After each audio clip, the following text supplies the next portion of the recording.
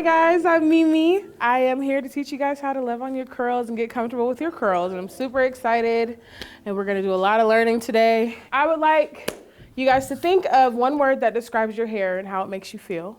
When you think about your hair, what's the first word that comes to mind? Ooh, child. Get on my nerves. I get that one. But also, ooh, child. Right. You doing a thing today. Please. Heard that. It really depends on how the edge is at.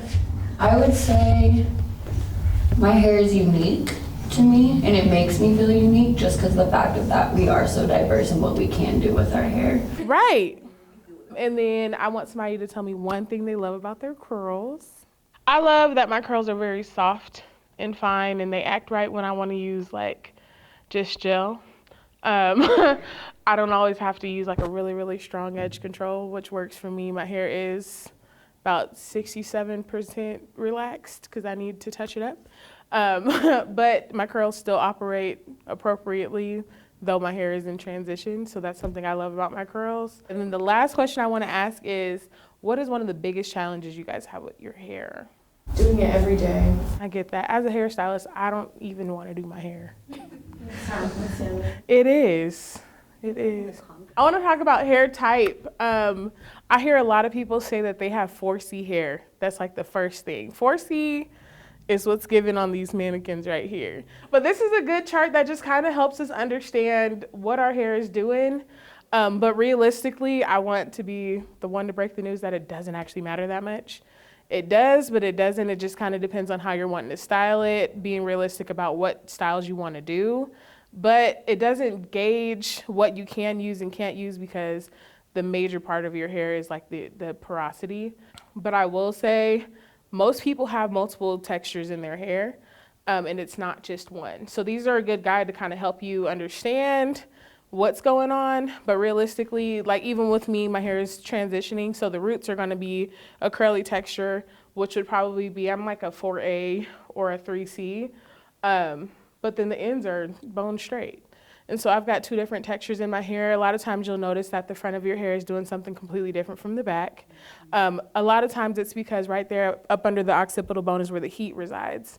And so you might put more tension on the front of your hair when you're styling, when you're putting it in sleek ponytails, but then the back is kind of doing its own thing. So you'll realize, okay, maybe it's a lot tighter in the back. Tangles a lot more because the heat is back there when it's getting all scruffy. And so you can use these charts to help you guide, but I will say that the next one that we'll be talking about is what's most important for making sure that you are taking care of your hair properly, which is porosity. Porosity of your hair is the ability of the hair to absorb moisture. So I know for curly people, a lot of times we feel like our hair is super dry, and there's ways to figure out why. So the best way I think you can gauge your porosity is to take your hair when it's like completely clean, fresh out the shower, you haven't put anything in it, brush through it, and then whatever little strands kind of break off in the brush, you want to take a cup of water and put it in there. And then when you put it in there, if it floats all the way to the bottom, you got high porosity hair, which means that it's really, really absorbing the water. If it's kind of in the middle, it's a good balance. You want the middle balance. You want it to be in the middle. Because you're getting a good balanced amount of moisture in your hair. It's staying in, it's not going right out. And then low porosity hair, a lot of times you will think that it's nicer because it looks kind of smoother, but it's actually too tight and it still may feel very dry. And so this is kind of what the strand will look like when you are looking at the microscopic version of what your hair looks like. You can tell this is probably very terrible.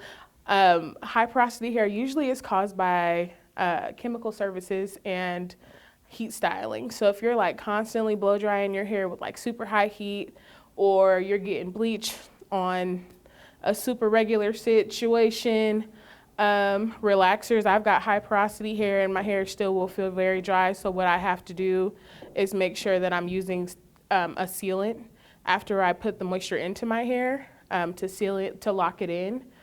And so medium is the best. You want it to be medium porosity. You want it to be able to hold your styles. If you notice, okay, you get your hair pressed and you go outside and you might think about drinking some water and your hair done fluffed up. that's what's happening, and that's usually going to happen with higher or low porosity hair. Higher hair is kind of dense. It's like limp. Sorry.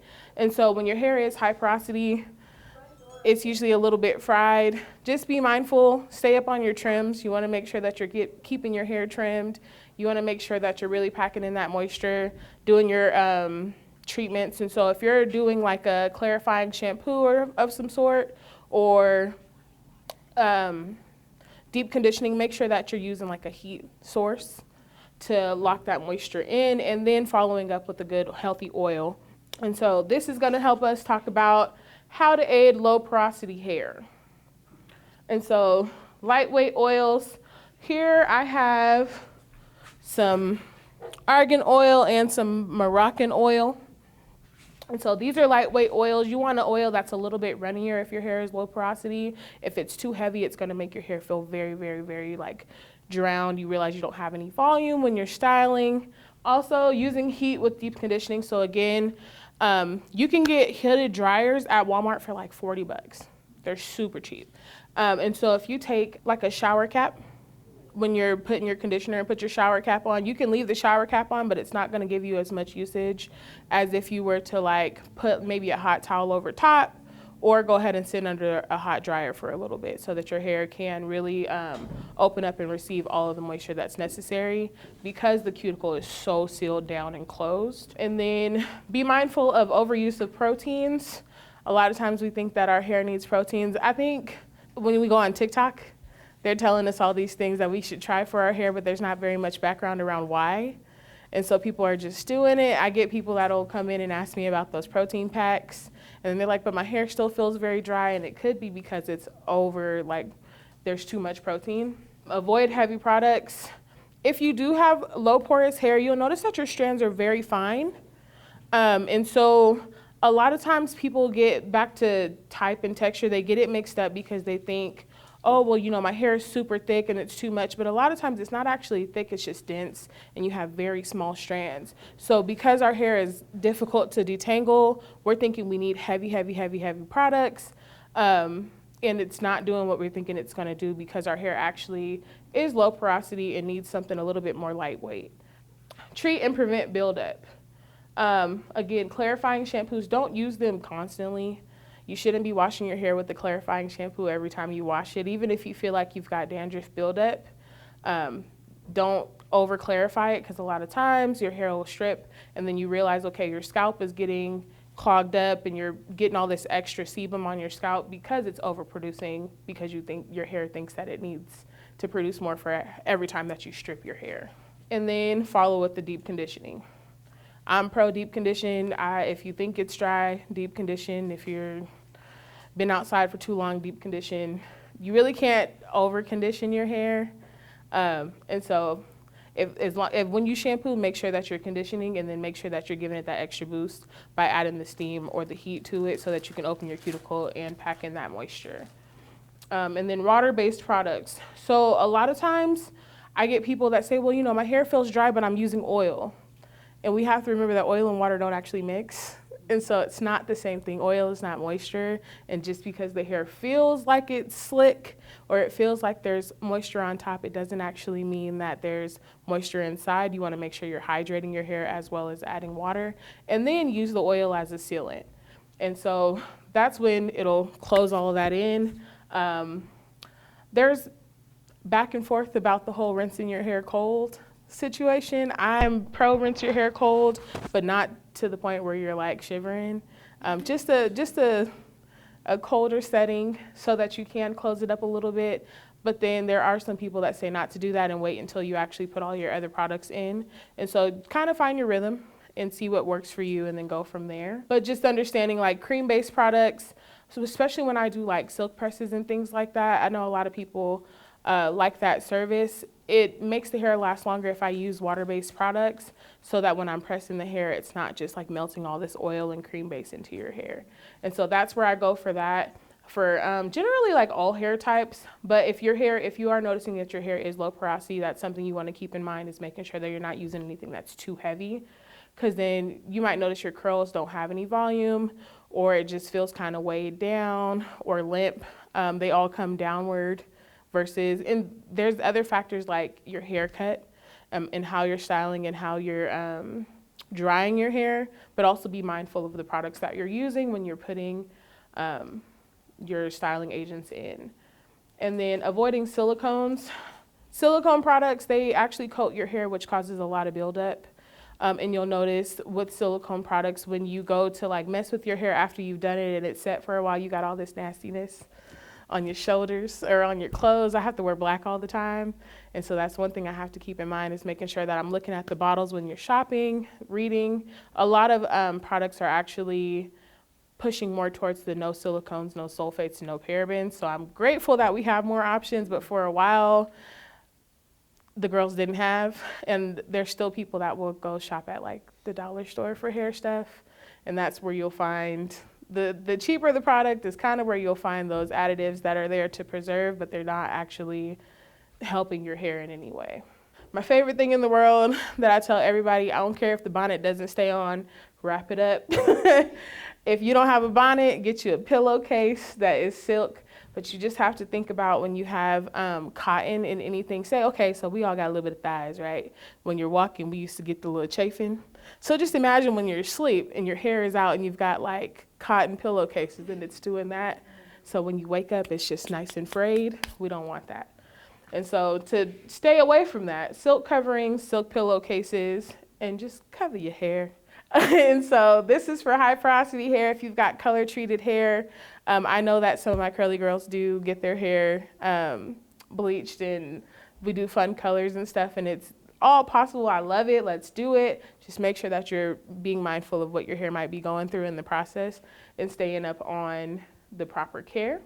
Decreasing intense chemical services and styling. Say, I know there's a lot of women, and it's not generally curly girls that do it too often. I know some. But with blonding, when you have bright highlights, a lot of times you have to go in every 6 weeks to get them touched up. And that's terrible on your hair. There's almost no way to avoid overlapping. And so if you're noticing that with your curls, they're starting to feel extremely dry or they're breaking off, keep in mind, okay, you might want to push out that next color service a couple of weeks. Or my beautiful client Raven here, we do a balayage on her hair. And with the balayage, it's nice because the grow out process looks natural. So she doesn't have to keep it up because there's not that harsh line of demarcation right there. That's like, girl, when are you getting your hair done? It just grows out nicely. And then the cool thing about that is, okay, so say she wants to switch it up, but she doesn't want to go any lighter. We can always just tone it, or we can do like a fun color on top, and then you've got a good base for that. But just avoiding doing that. I know some people do relaxers at home. I used to do that, and I just can't believe we were using those box relaxers and not actually reading the instructions. And so making sure that when you are relaxing your hair, if you're touching your hair up, stop at the line. You're not supposed to drag it to the ends after the first time.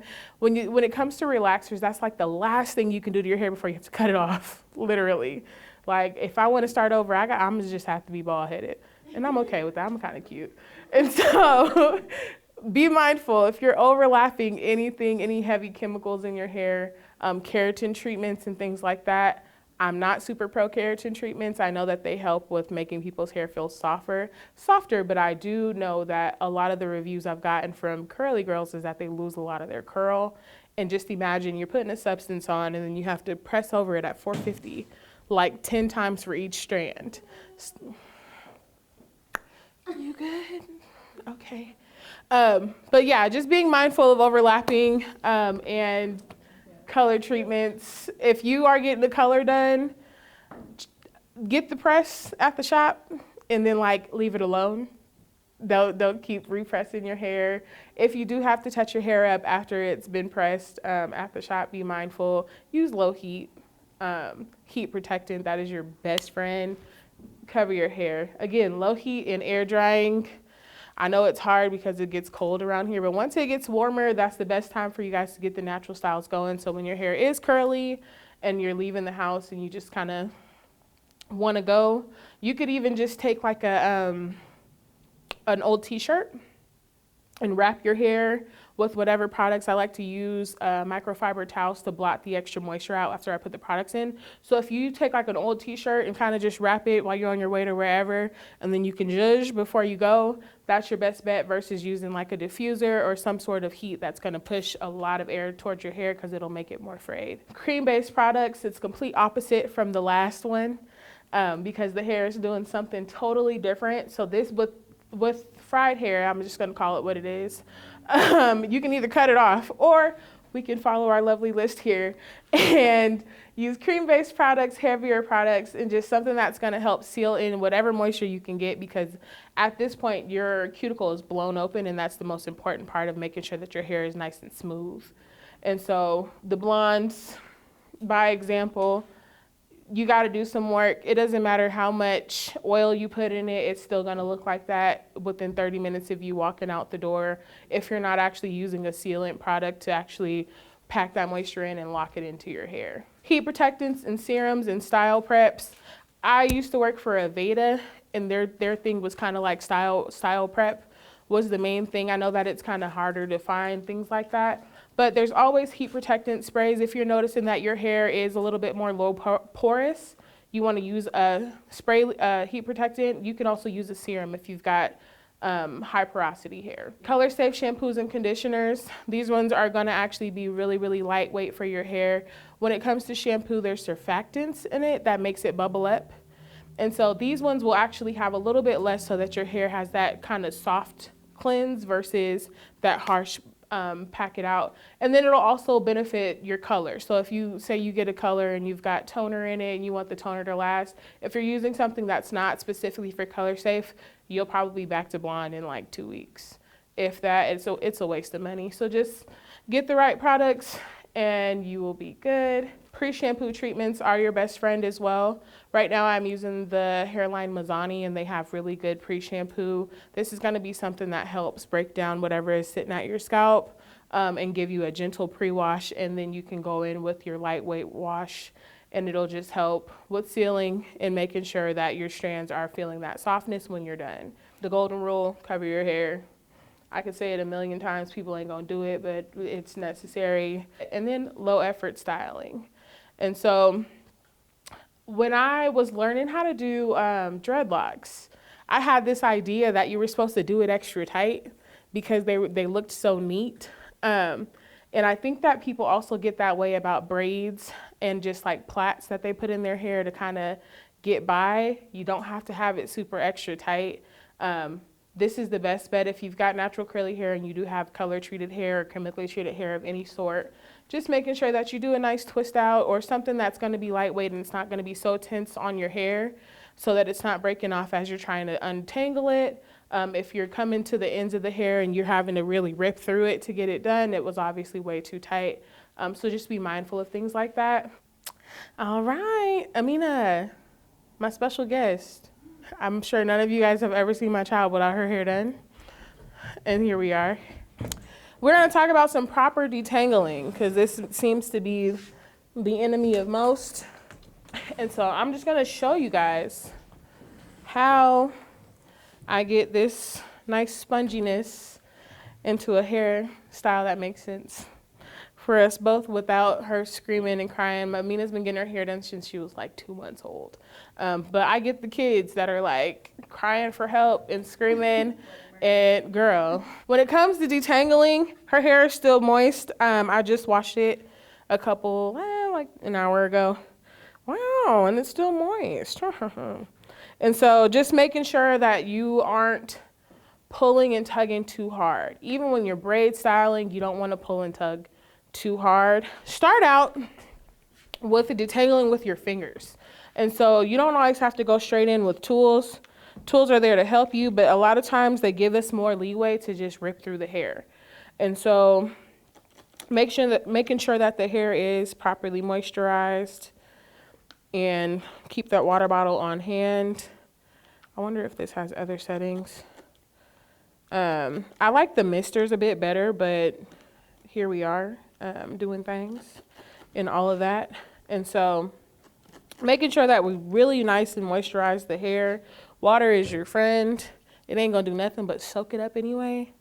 And so I didn't really detangle her hair, but you can see that I'm just working through it. And I just took some braids out and washed her hair real good and conditioned it. The next biggest thing is working in sections. It doesn't have to be too small of a section or too big of a section. And then just going through and detangling with your fingers. She's dead silent. And her hair is nicely coiled, but she's got some little tangles in here. So letting your fingers stop as you're detangling. Don't just rip through it. Don't try not to tear the hair.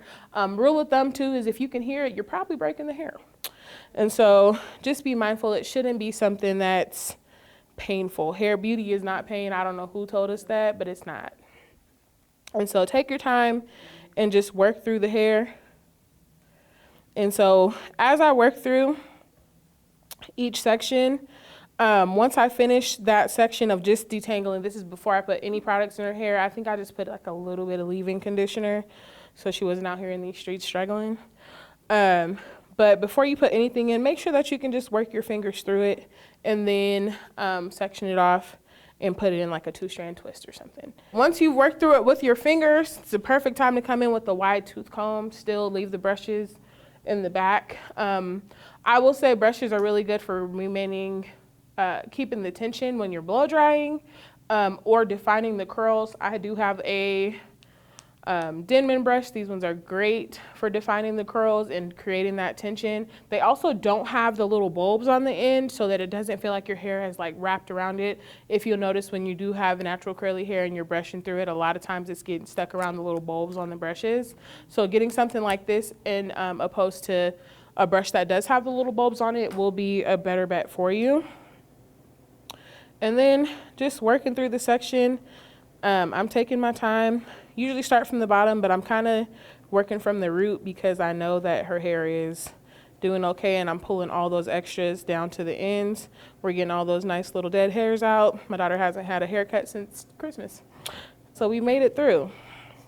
No pain, no fuss. We got a little bit of dead ends, and then I'm just gonna take the section. Can y'all see what I'm doing? And then just 2-strand twist it out the way. While I do this, do you guys have any questions? Did you say that brushing your hair while it's wet is good or bad? Bad. It's not terrible, but just try all the other options first and then get into the brush. That's like the last thing. If you want to get to the smoothing and really like make sure that all the knots are gone, then pull out the brush at the very end after you've done your fingers, the comb, then grab the brush. You could even use a brush at the end once you have the product in it. But just make sure that when you're doing the initial kind of dry detangling where there's not much in their hair, try not to use a brush because with the brush, when you're going through it, it'll literally just let you keep on going. Versus a comb and your fingers, you can feel it and you get more triggered to stop where the knots are at as you detangle. Just be mindful. The moment you hear that little whip a snap, it's like a rubber band. Once you hear that, that means it's been stretched past the point of elasticity. You want to be mindful of that because then that's when your hair is breaking off. And so a lot of times people are like, well, I'm not doing much to my hair and I don't get why it's still breaking off. That much that you're not doing is terrorizing your hair. So just be mindful of how rough we're being with our hair as we're styling it and detangling. So you do want there to be a little bit of moisture in the hair, kind of like how she had it. So my biggest thing is keeping a water bottle on hand because as you're detangling, your hair is going to dry as you go.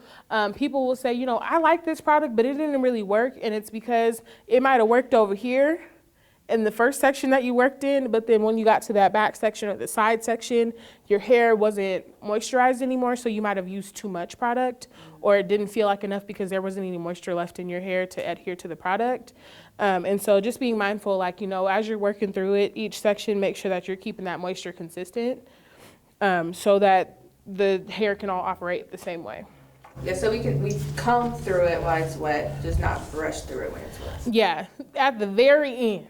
At the very end. You can use a brush, just don't rip through your hair. Now, I'm going to keep her hair in the sections and actually work from this last section that I just did as I apply the product into her hair. So the next thing I'll be adding in is going to be our leave-in treatment. Spray it in real good, work in your sections. Is it getting you? I'm sorry. Work it in all the way. Take your time to work your product into. A lot of times, people feel like products also don't work because they didn't actually work it in. It's just sitting on top of the hair. Or it's like a clump in one section of the hair and it didn't actually make its way through the rest. And so make sure you're really taking your time as you're working it in to really get it into all the strands. One last step before we style you, okay? And so with the oil, I just put it all over my hands. There's still a good amount. And dime size amount. Another rule of thumb, take your ponytail, right? And you can feel it and you can see how much it is. I'm gonna let it slide out. That's about how much product you typically need, maybe that much. And that's the width of your ponytail. So if you're not sure how much to put in your hair, just go based on the width of your ponytail. We'll talk about what to look for while shopping while I style her hair. Sulfate has so many different types of spellings. I don't know that language like that. So just be mindful. If it has the word sulfate in it, it might be sulfate and then like supercalifragilisticexpialidocious wrapped around it. It's sulfate. For this one, I'm gonna use some mousse. If you don't wanna use a heavy gel on your hair, this mousse, I found it and it was like my favorite for my wigs. I think somebody had given me a bunch of products and it was like the most A1 if your wig's a little stiff. That Mark Anthony. That Mark Anthony. If your wig's a little stiff, if your hair's giving stiff, if you want a good hold without a dense product, mousse is your friend.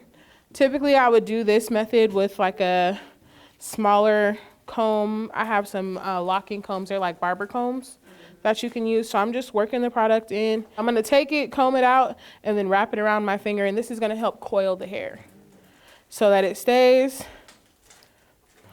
And I find that when I do Amina's hair like this, it doesn't get frizzy so fast because it's almost like, I don't know how, it's not really a braid, but it's like its own twist. And so it's protecting itself. And this is just such an easy method. If you're not a braider, this is a great way to do that. You can do this and then take it and even wrap it around itself and give it little buns. But I like the mohawk, and then once it dries, it also gives this nice little floof. You are doing like your natural hair and you just want to wear it down. Do you still do something like that, but in more of a section kind of set instead of just kind of doing the dead min brush and then twisting it and kind of do it that way? Or this is good for definition. Okay. If you want more definition, I would say go through and do it. And I'm gonna tell you, your shoulders will cry. Your shoulders are not gonna like you. Get you a friend that really, really likes you that would like to stand in the back of your head and do this. It takes a little minute, but once you get the hang of it, it's cool. You can make them bigger or smaller. Just understand that you can't keep these hairstyles in for too many days. When you coil the hair, it will lock. So if you don't want dreadlocks, take care of your hair in the meantime. You're noticing like the back of this is nice and dry because dry. And so now that I've worked through this first section and kind of created my coils, I'm gonna scrunch them and let them sit so that towards the end, they'll kind of create their own shrinkage. I'm gonna work through the next section. Easy hairstyles, don't do anything too crazy. Make sure that your scrunchies, there's scrunchies, like that's been the wave right now, is those kind of looser scrunchies. Use them to your benefit. There are some that stretch a little more so you can get a little bit more grip out of them, but your hair doesn't have to be super tight. If you want it to be slick, get a slicker product, but just don't go too hard with the heavy brushes. Treat your hair like a baby. That was pretty much it. We did it. We a little over time. Thank you. Here is all of my information. Feel free to follow me on social media. It was so good to have you guys here. Thank you so much for joining me. thank you.